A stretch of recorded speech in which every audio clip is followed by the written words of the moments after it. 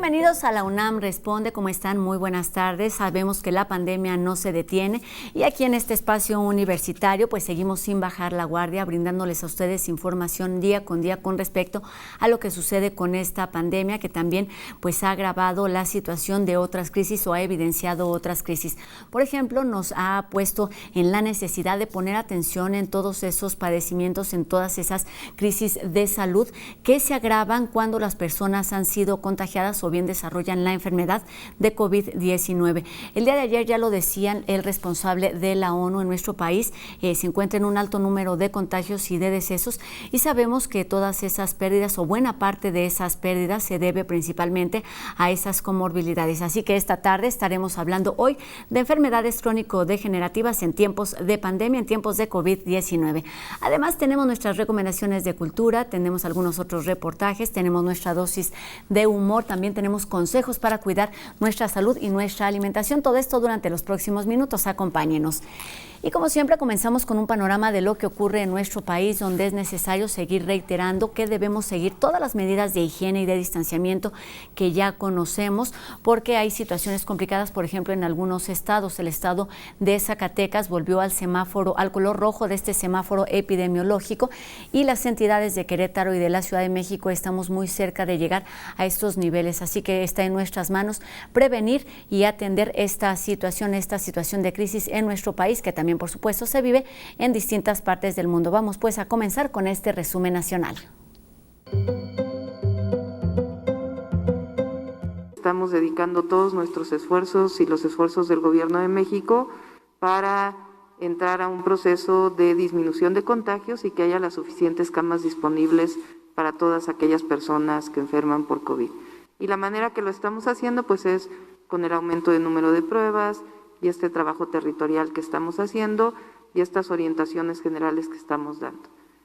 Ya pasó octubre, ya pasó noviembre, seguirán subiendo muy probablemente hasta enero de 2021, que es el punto medio de la temporada invernal, de la temporada de frío, la temporada de influenza, y seguirá habiendo más contagios. Hoy comienza el mes de diciembre, que sabemos habitualmente es un mes de festejos por la Navidad, por la llegada del Año Nuevo, un mes de encuentros familiares y entre amigos. Y ante esta situación de festejos, pero también ante la situación que estamos viviendo en medio de una pandemia, la Organización Mundial de la Salud hace un llamado a que en todas y cada una de las naciones, las personas, las familias atiendan las medidas de distanciamiento y eviten, por supuesto, las reuniones familiares numerosas, precisamente para evitar contagios. Vamos enseguida a ver cuál es la situación, cómo se han movido los números en las últimas 24 horas con respecto a los contagios y los decesos. Pfizer y BioNTech han presentado su solicitud final a las autoridades sanitarias de la Unión Europea para la aprobación de su vacuna COVID-19. La aprobación inicial podría llegar el 29 de diciembre. La ONU informó que la pandemia de coronavirus ha creado una necesidad récord de ayuda humanitaria global, reportando un aumento del 40% con respecto al mismo periodo del año pasado. El presidente de la OMS, Tedros Adhanom Ghebreyesus, dijo que Brasil y México están en una situación complicada y les instó a ser muy serios con la segunda ola del virus. México suma 105.940 muertes por COVID-19 y 1.113.543 casos confirmados. Brasil registra 6.335.878 contagios confirmados y 173.120 muertes por COVID-19. Bangladesh espera recibir su primer lote de vacunas contra el coronavirus en febrero, la cual será gratuita para las personas, tras comprar 30 millones de dosis de la vacuna desarrollada por AstraZeneca. Turquía implementará sus medidas de bloqueo más estrictas hasta ahora en un esfuerzo por abordar la creciente tasa de infección por coronavirus. Se restablecerán los cierres totales de fin de semana y se extenderá el toque de queda. Irlanda finalizó su bloqueo de 6 semanas este martes, reabriendo negocios, gimnasios y servicios religiosos no esenciales. República Checa aliviará las restricciones pandémicas debido a que la cantidad de nuevos casos en el país ha estado disminuyendo desde el 4 de noviembre. En los Balcanes, los frágiles servicios de salud están al borde del precipicio con el aumento exponencial de casos de coronavirus. No hay suficientes médicos ni suficientes camas para atender la pandemia. Aunque han pasado ya varios meses desde que comenzamos a familiarizarnos con términos como el SARS-CoV-2, la COVID-19, la situación se ha ido modificando y siguen surgiendo dudas y comentarios con respecto a la situación que vivimos con respecto a las vacunas. Esta tarde está aquí como todos los días nuestro especialista universitario, el doctor Carlos Rosales del Instituto de Investigaciones Biomédicas de nuestra universidad, quien esta tarde nos habla sobre la predisposición que tienen los niños para desarrollar la enfermedad de COVID-19. Gracias, Rosa. Muy buenas tardes. Seguimos con las preguntas de nuestro público. Alguien nos dice, ¿por qué los niños no se infectan tan fácilmente con el coronavirus? Bueno, en realidad no sabemos exactamente cuál sea la causa por cual los niños y adolescentes parecen ser más resistentes a la infección del coronavirus. Sin embargo, un estudio reciente realizado en el Francis Crick Institute en Londres y publicado en la revista científica Science nos indica y sugiere que los niños pueden ser portadores de anticuerpos contra el coronavirus. En este estudio se tomaron muestras de sangre de personas, adultos y niños no infectados con el virus, y se analizó si tenían anticuerpos contra el coronavirus.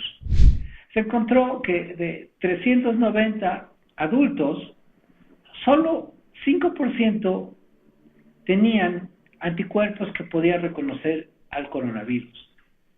Pero en los niños, entre 6 y 16 años de edad, más del 60% de ellos tenía anticuerpos capaces de reconocer al SARS-CoV-2.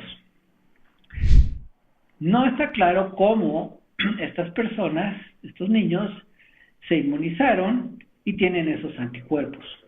Puede ser que sea una reacción cruzada contra los otros coronavirus que inducen una gripe común, o bien que tuvieron una infección que nunca se detectó.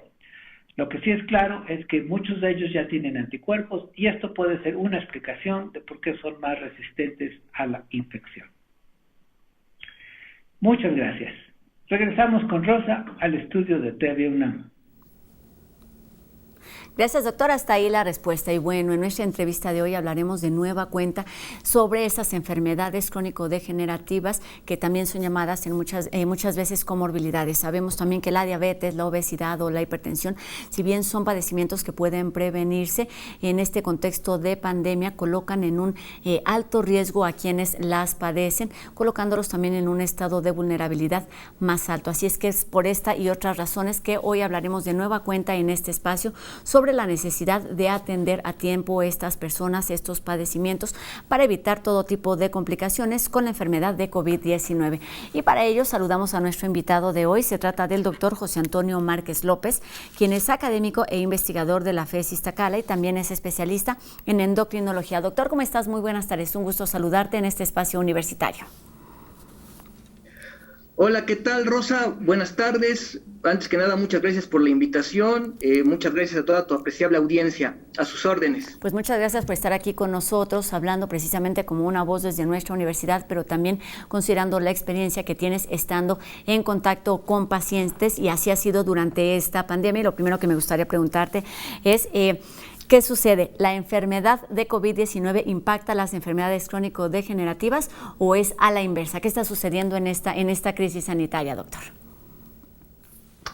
La verdad es que nosotros ya vivíamos en una era de las pandemias antes del COVID, nada más que no nos habíamos dado cuenta. Durante muchos años, las principales pandemias durante siglos fueron enfermedades infecciosas, el cólera, la gripa, la influenza. Pero en los últimos 40, 50 años, el principal problema han sido las enfermedades crónico-degenerativas. Debido a los avances de la medicina, la gente vive más años y es cuando es evidente este tipo de enfermedades.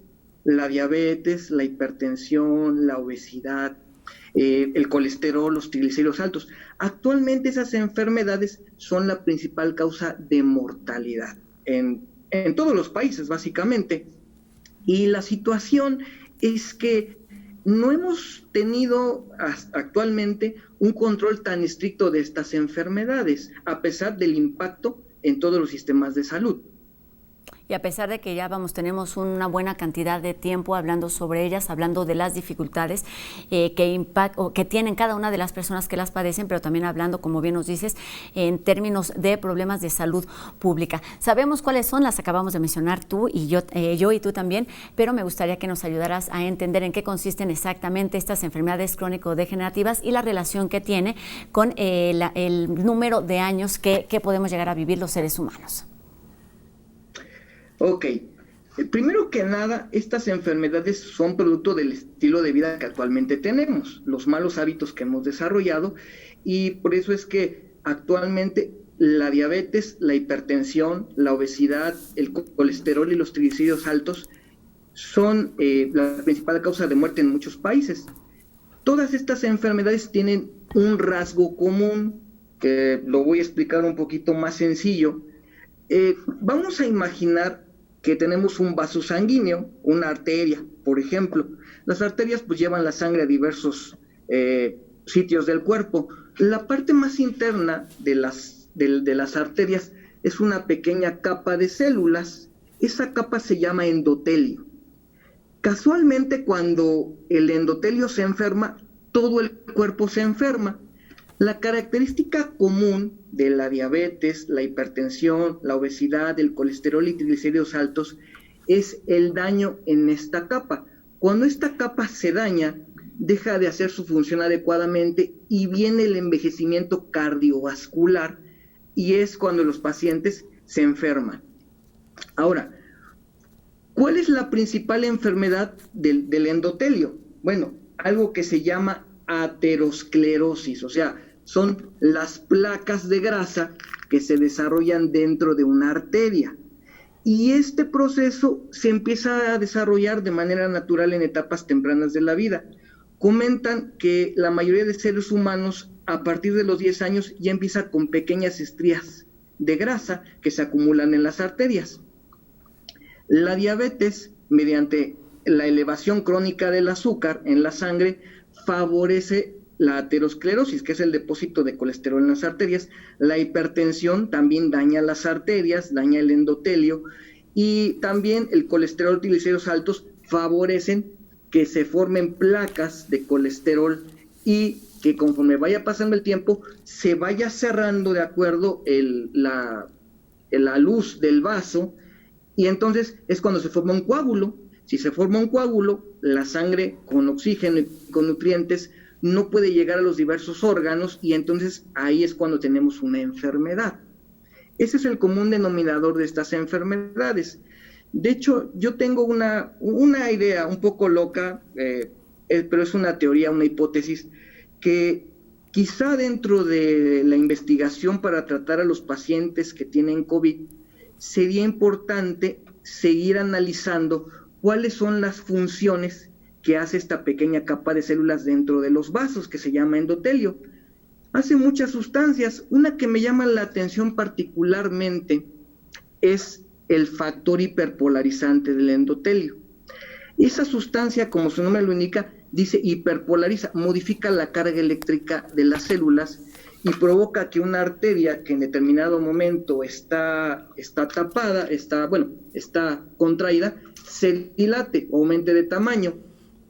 Alguna vez en la primaria hicimos algún experimento con unos globos, ¿de acuerdo? Los frotábamos, si tenían la misma carga, se repelen, si tienen cargas opuestas, se atraen. Bueno, a lo mejor si nosotros modificamos las propiedades del endotelio, de esa capa que está en las arterias, pudiéramos tener algunos mecanismos de defensa. Por ejemplo, si en algún momento tenemos un virus que quiere entrar a alguna célula, tendría primero que hacer contacto con la membrana, pero si la membrana cambia su carga, se repelería el virus, y además las zonas que tienen un déficit de riego sanguíneo debido a que este factor hiperpolarizante favorece el riego sanguíneo, pues mejoraría la oxigenación. Y además, este factor disminuye la presión arterial. Entonces, ahí tendríamos 3 mecanismos benéficos en algunos pacientes que tienen este tipo de enfermedades. Digo, es una hipótesis, habría que corroborarlo, confirmarlo, hacer ensayos clínicos, experimentación, para eso está el área biomédica.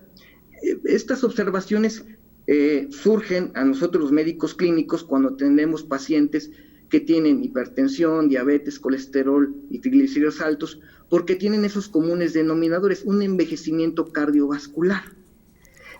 Quizá esa también sea la explicación por qué los niños y los adolescentes no tienen cuadros tan aparatosos de coronavirus. ¿Por qué? Porque tienen un endotelio relativamente sano y puede responder a la agresión de una manera más efectiva que un paciente que ya, por ejemplo, tiene coágulos o que tiene placas de ateroma que son propensas a fracturarse. A ver, 2 cosas, entonces, una en la que debemos poner toda la atención posible es en el cuidado de las arterias, y punto número 2, este endotelio, ¿se sabe exactamente cuáles son las funciones que lleva a cabo o hace falta a lo mejor quizá un poquito de investigación o las conexiones que tienen con el resto de las arterias, con el resto de las sustancias que circulan por nuestro organismo? La verdad es que los conocimientos del endotelio son relativamente recientes, porque hace mucho tiempo se pensaba que nada más era un recubrimiento que estaba dentro de las arterias, pero en los últimos 10 años se ha visto que es un órgano que hace sustancias. Si nosotros quitamos toda la capa la capa interna de los vasos sanguíneos, más o menos nos hace un peso aproximado de 2 kilos y una superficie más o menos de 1,000 metros cuadrados. Y hace muchas sustancias, la mayoría de ellas son benéficas para el organismo en cierta cantidad, y otras, cuando aumenta su producción, favorecen la presión arterial alta. Ya se había visto algo de estos problemas que causa el endotelio en algunas enfermedades. Por ejemplo, las embarazadas que les sube la presión, lo que es la preeclampsia, y cuando convulsionan, que se llama eclampsia, ahí lo que se piensa es que hay un problema en el funcionamiento del endotelio.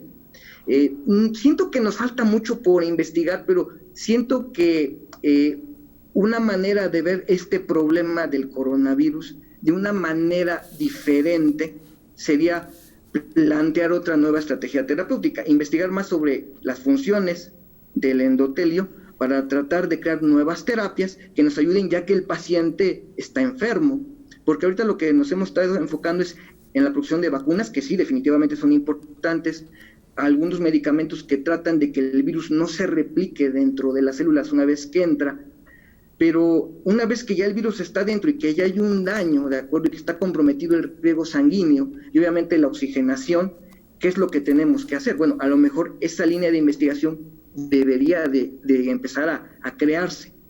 Ya lo habías mencionado hace unos minutitos, y es que la relación que tienen todos estos padecimientos con respecto a las enfermedades respiratorias, y lo acabas de mencionar también muy brevemente. Para terminar este primer bloque, me gustaría que nos ayudaras a entender qué es lo que sucede, cuáles son las particularidades de lo que ocurre con las personas que tienen alguna de estas comorbilidades con el desarrollo de la enfermedad de COVID-19, qué sucede con respecto a las enfermedades respiratorias y con todas estas funciones que tienen que ver, por ejemplo, con la oxigenación. De manera clásica, el principal daño que provoca el coronavirus es a nivel pulmonar. ¿Podríamos poner alguna de las imágenes que envié, por favor? Sí, adelante. Sí, las vamos pasando en lo que nos platicas. Ajá. Bueno, las personas que tienen diabetes tienen el azúcar muy alta en la sangre, y nosotros sabemos que el exceso de azúcar en la sangre es capaz de pegarse a las proteínas y puede inhabilitar de alguna manera su función. En la industria farmacéutica, en la industria repostera existe un proceso que se llama caramelización, es decir, se le añade azúcar a los alimentos. Cuando nosotros tenemos una serie de enfermedades donde la glucosa o el azúcar está elevado en sangre, se predispone a que las proteínas que forman membranas como en el pulmón, en el riñón, en la retina, se vayan engrosando y vayan perdiendo su función. Lo que estamos viendo en esta tomografía, que es un estudio de imagen parecido a una radiografía, es un paciente que tiene una infección por SARS-CoV-2. Normalmente el pulmón debe verse negro, ¿de acuerdo?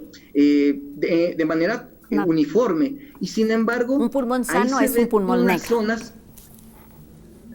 Sin embargo, ahí se ven unas zonas como de características blancas, algodonosas dentro de las zonas que corresponden al pulmón, que es la zona negra. Esas imágenes en forma de telaraña es la repercusión respiratoria del COVID a nivel pulmonar. Por eso muchos pacientes tienen dificultad para respirar, tienen concentraciones bajas de oxígeno y retienen dióxido de carbono. ¿Podríamos pasar la que sigue, por favor? La tenemos por aquí. Lo que vemos básicamente es la obstrucción que impide que el aire circule libremente, doctor. Exactamente, porque normalmente el pulmón debería verse negro en su totalidad y sin embargo ahí se ven esas imágenes como telarañas de Halloween dentro del tejido pulmonar. De hecho, si se fijan en esa tomografía, ahí se ve que es un paciente que tiene además obesidad, se ve el panículo adiposo abundante, es decir, el tejido graso subcutáneo se puede observar un poco agrandado el corazón, y lo que pasa es que es más frecuente este tipo de enfermedad grave en pacientes que tienen obesidad, que tienen hipertensión, que tienen diabetes, que tienen el colesterol y triglicéridos altos. También se ha visto que es un factor de riesgo. Normalmente cuando nosotros nos enfrentamos a una infección viral o bacteriana, generamos algo que se llaman anticuerpos. Los anticuerpos se tienen que unir y neutralizar, son las inmunoglobulinas, son antitoxinas. El paciente que tiene diabetes, cuando tiene la glucosa descontrolada, las moléculas de glucosa se le van pegando, ¿de acuerdo?, a las proteínas. Ajá. Y entonces ya no van a embonar estas proteínas en sitios específicos y ya no van a hacer su función de manera adecuada y apropiada. Entonces, muchos pacientes que tienen diabetes descontrolada pueden llegar a desarrollar infecciones graves, no solamente por COVID, sino también por influenza y por infecciones bacterianas sobreagregadas o sobreañadidas. Pues sí, aquí lo vemos muy claramente con estos gráficos, con estas imágenes y objetos que nos estás presentando. Lo hemos escuchado muchísimas veces, pero qué mejor manera de entender lo que sucede al interior de nuestro cuerpo, de nuestros pulmones, con estas funciones respiratorias que estas imágenes. Regresaremos en la segunda parte de la entrevista, doctor, a hablar de la necesidad y de la importancia de atender estos padecimientos, de dar atención integral a las personas, de además prevenir para controlar no solamente estas enfermedades, sino también la pandemia que vivimos ya desde hace varios meses. Y también al regresar de la pausa tenemos nuestras recomendaciones culturales, humor y mucho más. No se vayan, esto es La UNAM Responde.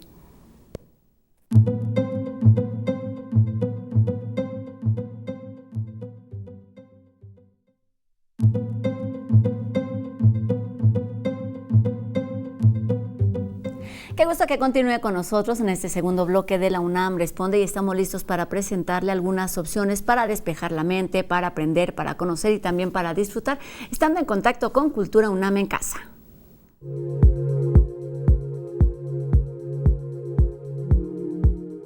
Los miércoles 2 y 9 de diciembre, el taller coreográfico de la UNAM presenta Solos a Distancia, una actividad que se llevará a cabo mediante las herramientas multimedia, donde diversos artistas exhibirán y compartirán su trabajo coreográfico e interpretativo como solistas para adentrar al público en el proceso creativo de este arte en movimiento que es la danza.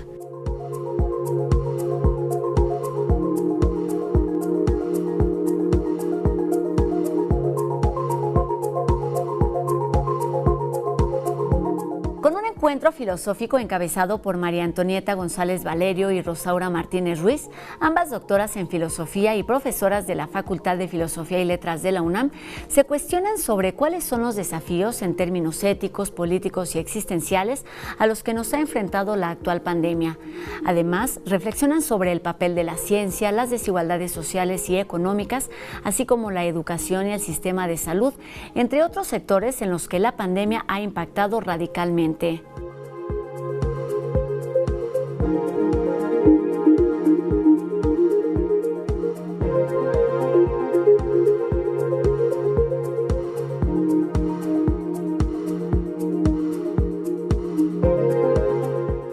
Colegio de San Ildefonso abre un espacio para que la colectiva Paz y No Violencia imparta el curso de formación para juventudes constructoras de paz, dirigido a los jóvenes interesados en formarse en temas de cultura de paz, con el interés de involucrarse en procesos de transformación de violencias y generar propuestas de acción contra esta, esto en espacios compartidos.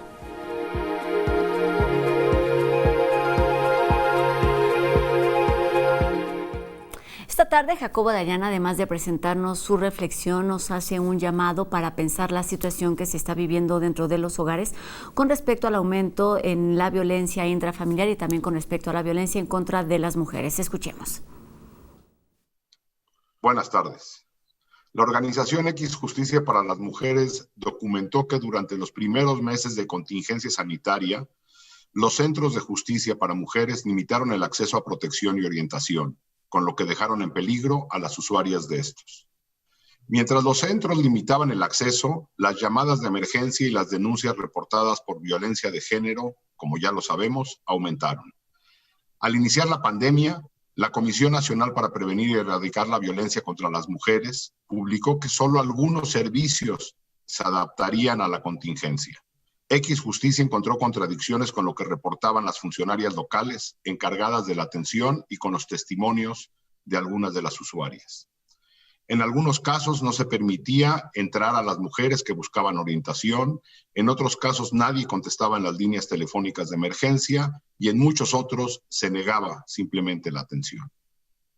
El informe recuerda que entre enero y junio de 2020 creció 20% la incidencia en delitos de violencia de género y 45% las llamadas de emergencia recibidas en el 911. Todo esto a pesar de que el presidente Andrés Manuel López Obrador dijo falsamente que el 90% eran llamadas falsas.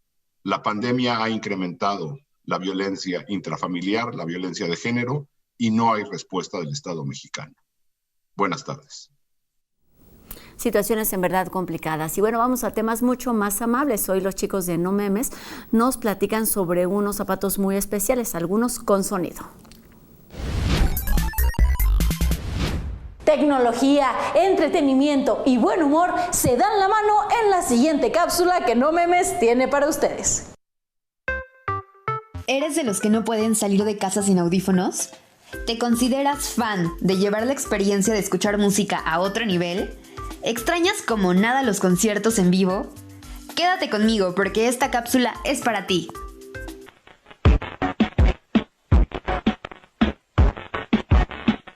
Cuando creíamos que ya lo habíamos visto todo, llega Drop Labs a mostrarnos que aún puede sorprendernos, pues hace poco lanzó un nuevo modelo de calzado llamado EP01. Ustedes se preguntarán, ¿y qué puede tener de especial un par de tenis? Pues esa es la sorpresa. Estos sneakers se conectan con tu música para llevar la experiencia auditiva y sensorial al siguiente nivel, logrando que puedas sentir el sonido con cada paso que das. La tecnología Drop Labs convierte el audio en vibraciones que estimulan los receptores nerviosos en los pies y se sincronizan con cualquier audio que se esté reproduciendo desde los audífonos, creando una sensación total en el cuerpo. Susan Pearly, CEO de Drop Labs, nos compartió el secreto. Se trata de una tecnología integrada en la entresuela del calzado que convierte las señales de audio en vibraciones. Cuando estas vibraciones se transmiten a través de los pies y se sincronizan con lo que escuchan los oídos, se vuelve una experiencia completamente transformadora para el entretenimiento digital. Aunque inicialmente se concibió para recrear la energía de la música en vivo, agregar esta capa de inmersión a los juegos, películas y la realidad virtual es el siguiente nivel. Por último, tienen el plus de ser resistentes al agua. Su batería dura hasta 6 horas.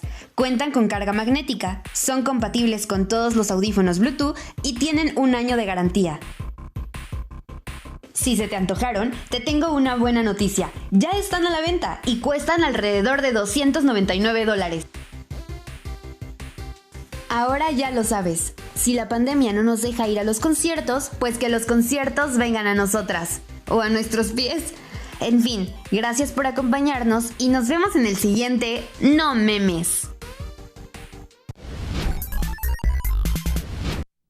Ahí está una alternativa para experimentar la música en más de un sentido. Y es momento de hacer una pausa. Al regresar, aquí en la UNAM Responde seguiremos hablando sobre enfermedades crónico-degenerativas en tiempos de COVID-19. No se vayan.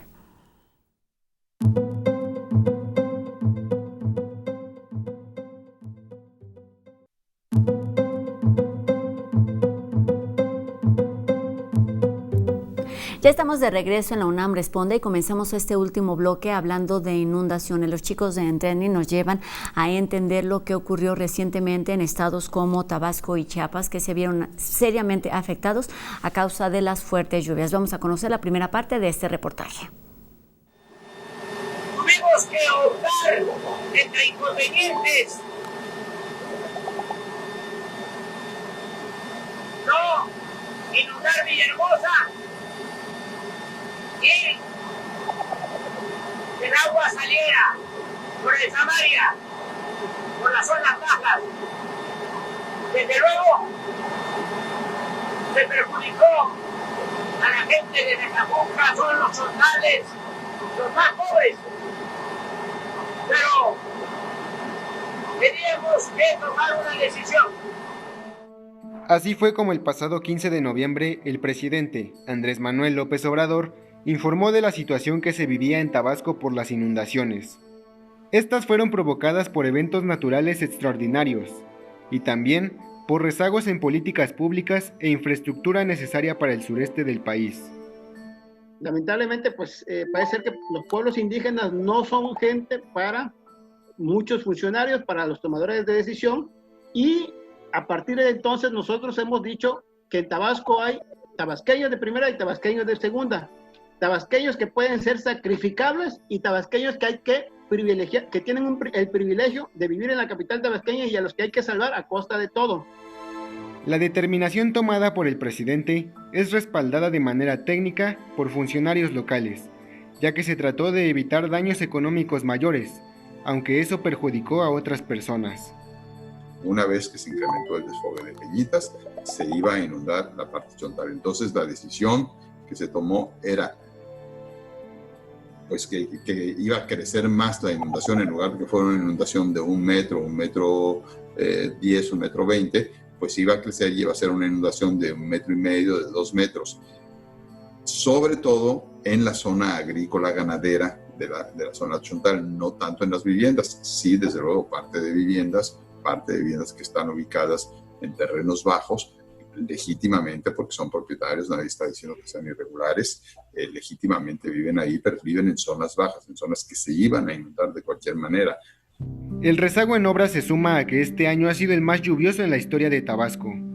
El pasado 30 de octubre se rompió récord en precipitaciones, ya que se alcanzaron los 450 milímetros en 24 horas.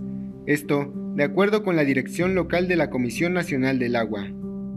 Creo que no pueden evitarse las inundaciones en Tabasco. Tabasco es una planicie inundable, una llanura aluvial conformada por miles de años de arrastre de partículas de suelo de las montañas del norte de Chiapas y de Guatemala.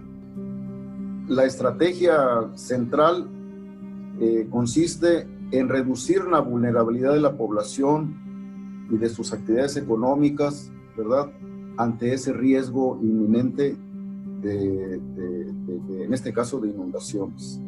Las causas de las inundaciones pueden ser aún más amplias. La prevención en zonas bajas y la infraestructura pueden ayudar, pero el cambio climático y la explotación de los recursos intensifican los fenómenos naturales. Los sistemas ecológicos y sociales nos muestran que ya están al límite de su capacidad de soportar tanta presión que hemos hecho sobre ellos como sociedad humana. Los eventos cada vez son más catastróficos, extremos y catastróficos, y por delante no tenemos un rumbo claro. Los fenómenos naturales son inevitables. Ese riesgo se presenta cada año con la llegada de temporada de lluvias. Lo que se puede contrarrestar es la desgracia humana. Así la situación, estaremos muy atentos a la segunda parte de este reportaje. Y ahora vamos a ver qué nos tiene preparado para esta tarde la Dirección General de Divulgación de la Ciencia, quien nos habla sobre lo que sucede con COVID-19 en temporada de frío. El mundo se divide en dos tipos de personas, las que prefieren el calor y las que prefieren el frío. Pero en los microorganismos, ¿el frío será amigo de los virus como el causante de COVID-19 o no? Las infecciones causadas por virus respiratorios como la influenza e incluso por algunos coronavirus aumentan en invierno y disminuyen en verano. Para los matemáticos de la Escuela de Medicina de Harvard, esto se debe a que en la temporada de frío las personas pasamos menos tiempo al aire libre, aglomerándonos en espacios cerrados, lo que eleva el riesgo de contagio. Además, en la época de bajas temperaturas, nuestro sistema inmunitario está menos alerta porque tendemos a movernos menos. Algunas investigaciones muestran que las gotitas que expulsamos al toser, estornudar o hablar duran más cuando hace frío. Y en caso de que contengan virus como los de la influenza, estos se mantienen más tiempo activos. Sin embargo, esto aún no se ha estudiado con el SARS-CoV-2, pues es un virus nuevo del que nos falta mucho por conocer. Así que continúa manteniendo las medidas de prevención, evitando pasar mucho tiempo en espacios cerrados.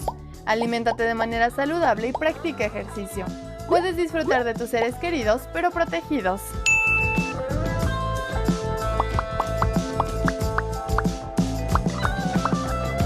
Siempre hay motivos para cuidarnos y es momento de retomar la segunda parte de nuestra entrevista. Saludamos de nueva cuenta al doctor José Antonio Márquez López, quien es académico e investigador de la Facultad de Estudios Superiores Iztacala. Doctor, pues ya nos hiciste esta representación gráfica de lo que ocurre con algunas de las enfermedades, cuáles son estos vasos comunicantes que tienen entre una y otra, más bien las características comunes más que vasos comunicantes. Y para comenzar este segundo bloque me gustaría que nos hablaras a detalle de lo que ocurre con respecto a las edades. Esto en relación a lo que sucede con las personas que han sido afectadas o que desarrollan la enfermedad de COVID-19. Estos procesos, estas alteraciones en las arterias son comunes o qué tan frecuentes con respecto a en la infancia, en la adolescencia, en la vida adulta. ¿Qué sucede? Porque se vuelven más hay más predisposición de representar o de tener estas enfermedades. Bueno, sin duda lo que predispone la mayoría de los casos de enfermedades crónico-degenerativas son nuestros malos hábitos de vida. Influye la edad, como había comentado, el endotelio vascular, ¿de acuerdo?, va formando algo de placa conforme pasan los años. Según los estudiosos, ya la mayoría de gente arriba de 10 años ya tiene por lo menos la estría grasa, y conforme va avanzando la edad, es más fácil que se deposite la placa de grasa en el endotelio, y esto provoque su disfunción o su alteración. Este daño se acelera si nosotros consumimos una dieta rica en grasas saturadas, si fumamos, si no hacemos actividad física, también si nos estresamos mucho porque liberamos hormonas del estrés. El paciente diabético que no está bien controlado y que tiene su azúcar alta, pues también va dañando esta capa de células. La hipertensión arterial, si nosotros, de acuerdo, tenemos las arterias muy tensas y su diámetro está muy contraído, la sangre pasa con más fuerza o con más presión y va dañando esta capa. Y también la obesidad es capaz de modificar las funciones del endotelio.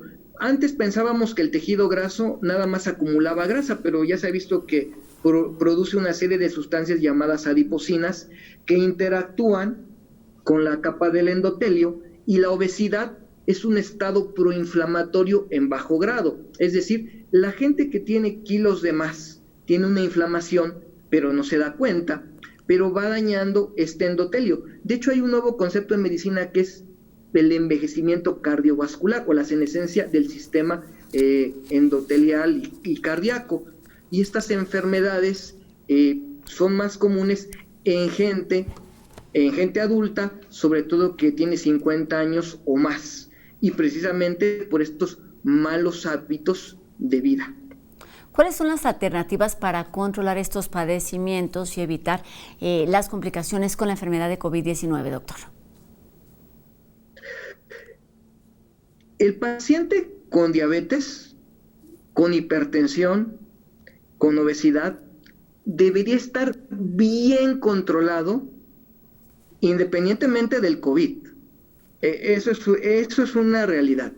Desgraciadamente, ahorita, en el momento epidemiológico que vivimos, es más notoria la mortalidad por SARS-CoV-2 debido a que ya hay un daño endotelial previo, o sea, ya hay un daño en esta capa de los vasos sanguíneos, y esto hace más susceptible la infección por el virus y que se desarrolle una enfermedad grave. Muchos pacientes con el azúcar descontrolado van a terminar en terapia intensiva, son más días conectados a ventilador mecánico, tienen un mayor riesgo de mortalidad. Lo mismo sucede con el paciente que tiene la presión alta descontrolada, con el paciente que tiene obesidad. Y la verdad es que tenemos nosotros que cuidarnos desde antes que tengamos el cuadro de la infección por COVID. ¿Cómo hacerlo? Primero que nada, cambios en el estilo de vida. Actualmente no tenemos una pastillita mágica que nos permita al mismo tiempo controlar el azúcar, la presión arterial y bajar de peso. Mucho depende de nuestros hábitos de alimentación. Es importante acudir regularmente a las revisiones que nos programan nuestros sistemas de salud y también, ¿por qué no?, tratar de tener un estilo mental de vida saludable, porque todo empieza aquí por la mente.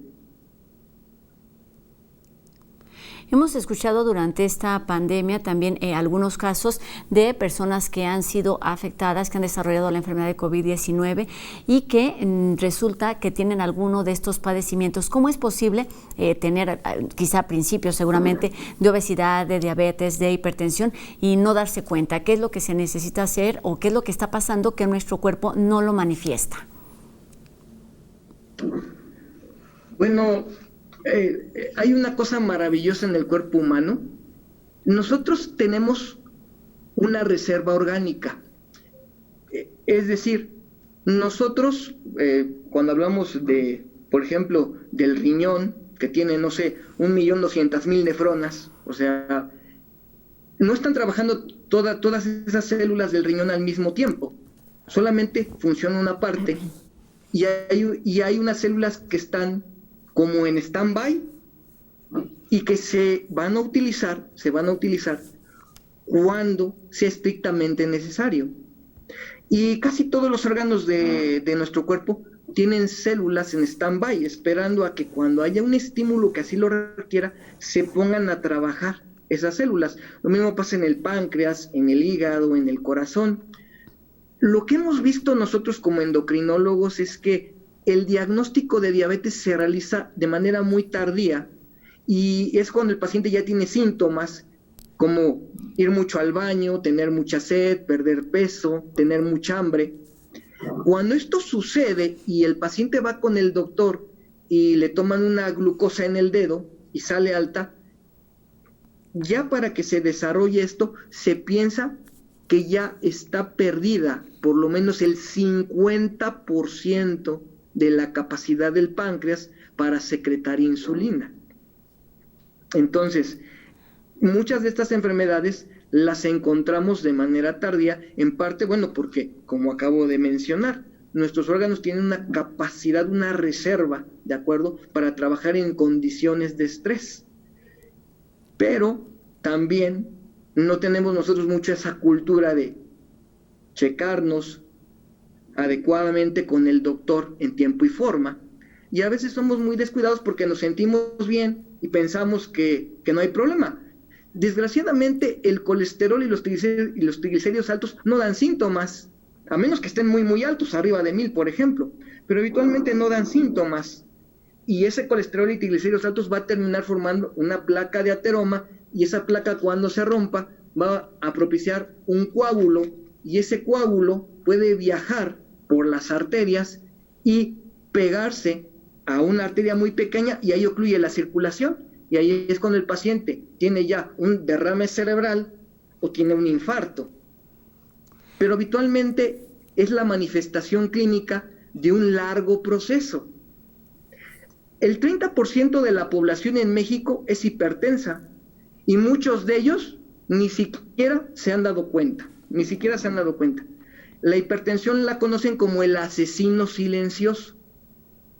¿Cómo nos podemos dar cuenta? Midiéndonos la presión arterial, y es importante medirla en la mañana, en la tarde y en la noche, porque la presión arterial sigue un patrón circadiano, es decir, no es la misma presión en la mañana, no es la misma en la tarde, no es la misma en la noche.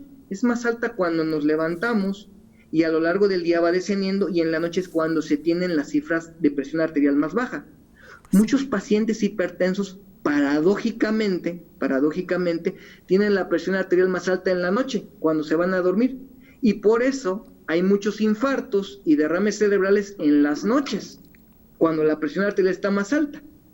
Pues sí, de lo que se trata es de escuchar nuestro cuerpo, de hacer revisiones periódicas y de hacernos conscientes de que los principales cuidadores de nuestra salud somos nosotros mismos. Doctor, para terminar esta entrevista me gustaría preguntarte cuál es ese aprendizaje que debemos quedarnos con respecto a lo que sucede con esta pandemia y la atención que debemos tener en todos estos otros padecimientos que se desarrollan y que se pueden manifestar o no en cada uno de nuestros organismos.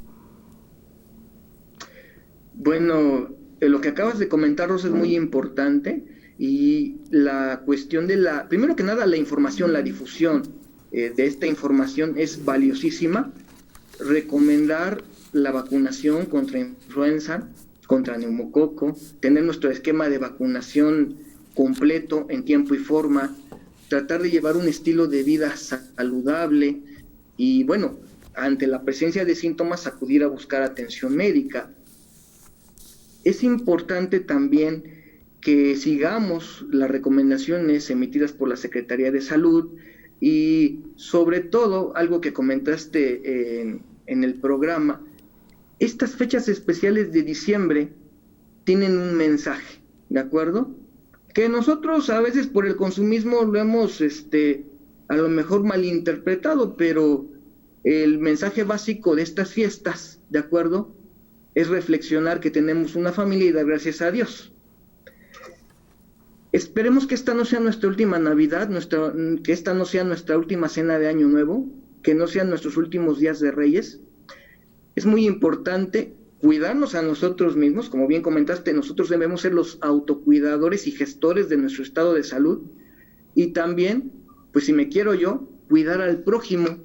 ¿Y quién es mi prójimo? El que está más próximo a mí, aunque yo no lo conozca. Pero si yo me cuido, si yo salgo lo indispensable a la calle y cuando salgo me protejo, ¿de acuerdo?, evito que me infecten a mí y evito yo ser un portador, ¿de acuerdo?, para enfermar a más personas. Hay que pensar también en los demás. Pues sí, entonces nos quedamos con estos consejos, con esta recomendación. La mejor manera de cuidarnos es prevenir este y cualquier padecimiento que pudiera llegarnos a nuestro organismo.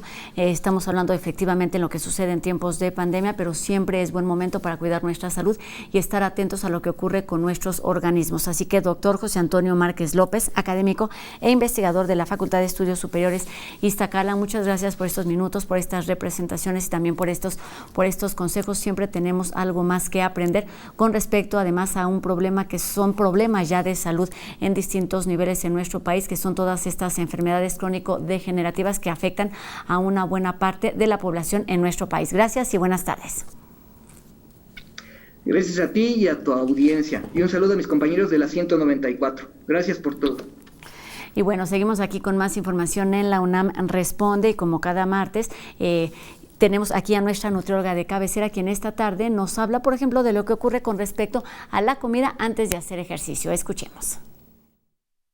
Hola, ¿cómo están? Soy Majo Gallardo, nutrióloga clínica y deportiva. Recuerden que me pueden encontrar en redes sociales como Numa Nutrición. Y el tema de hoy es súper importante, ya que muchos de mis pacientes o muchos de los que me siguen en redes sociales hacen ejercicio. Y luego me hacen ejercicios sin comer nada antes, se van en ayuno y se les olvida que es primordial para el rendimiento deportivo. Cuando ustedes se preguntan qué voy a comer antes de hacer ejercicio, va a depender del objetivo que ustedes quieran lograr.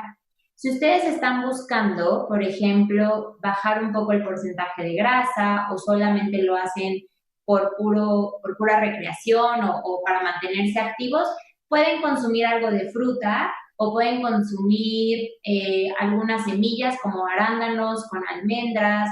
La pura fruta a lo mejor les puede caer muy pesado y nada más se comen una tortilla de arroz inflado con mermelada, o a lo mejor las puras almendras acompañado de un té. Como ven, son opciones súper ligeras que a lo mejor les pueden funcionar muy bien.